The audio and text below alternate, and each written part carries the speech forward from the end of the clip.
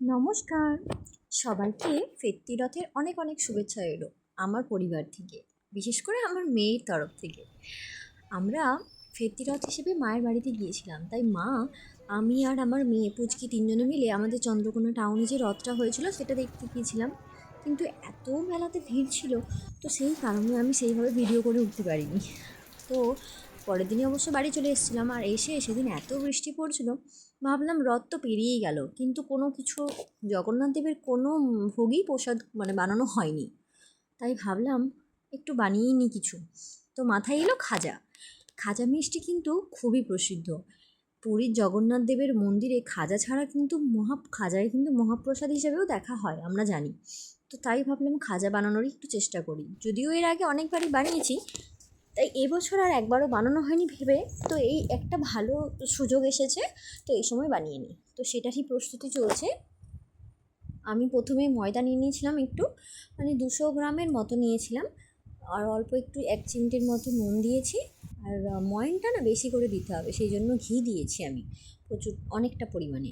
সাথে তোমরা চাইলে ঘি না যদি কেউ দিতে চাও, তেল দিতে পারো। তো তারপর ওটাকে ভালোভাবে ময়ন দিয়ে নেওয়ার পর ঠান্ডা জল দিয়ে মাখাতে হবে, কেউ গরম জল ইউজ করো না। ঠান্ডা জল দিয়ে মাখিয়ে নেবার পর কিছুক্ষণ রেখে দেবে রেস্টের জন্য, তাহলে আরও ভালো হয়। আমি 15 মিনিটের জন্য রেস্টে রেখেছিলাম। তারপর সেটাকে ছোট্ট ছোট্ট লুচি নয়, লুচির থেকে একটু বড় সাইজের লেচি করে নিয়েছি, এবং সেগুলোকে যতটা পাতলা পারো ততটা পাতলা করে বেলে নিতে হবে। তো দেখো আমি সব পাতলা করে সবগুলোই বেলে নিয়েছি, এবং এরপর হচ্ছে মেন কাজ।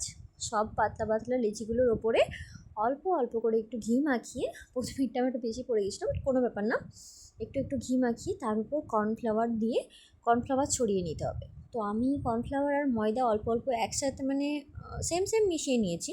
মিশিয়ে নিয়ে পরপর একটা একটা করে দিচ্ছি, এবং পরপর যতগুলো লেচি বানিয়েছিলাম আমি ওই রুটির মতো, সবগুলোকেই পরপর সাজিয়ে নিয়ে গোল রাউন্ডের মতো একটা রোল পাকিয়ে নেব, এবং সেই রোলটা পাকিয়ে নেবার পর কেটে নেব সাইজ করে। তোমরা দেখতেই পাবে ভিডিওতে।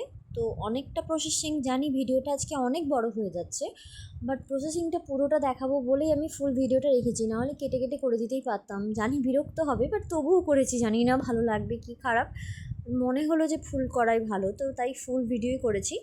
তো পুরো লেন্থটা দেখো। এবার আমি কিন্তু মুড়ে নেবার পালা। হ্যাঁ, এইখানে তোমরা একটু বেলতেও পারো, যদি পারো। দেখো যে খুব মোটা হয়ে গেছে, তাহলে একটু বেলে পাতলা, হালকা পাতলা করে, খুব চাপ দেওয়াও চলবে না, তাহলে আবার ফুলবে না।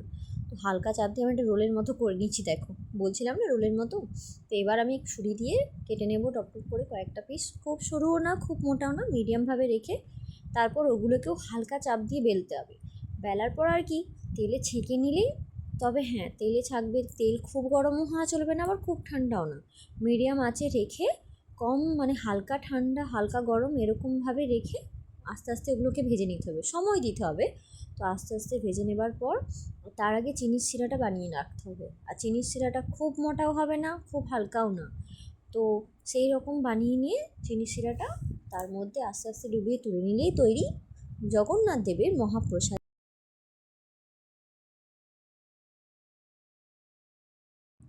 মহাপ্রসাদ খাজা।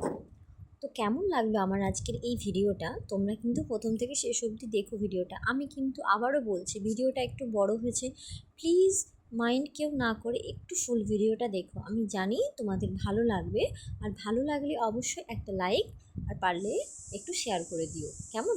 আজকের মতো টাটা। সবাইকে আবার করে ফেত্তি রথের অনেক অনেক শুভেচ্ছা রইল।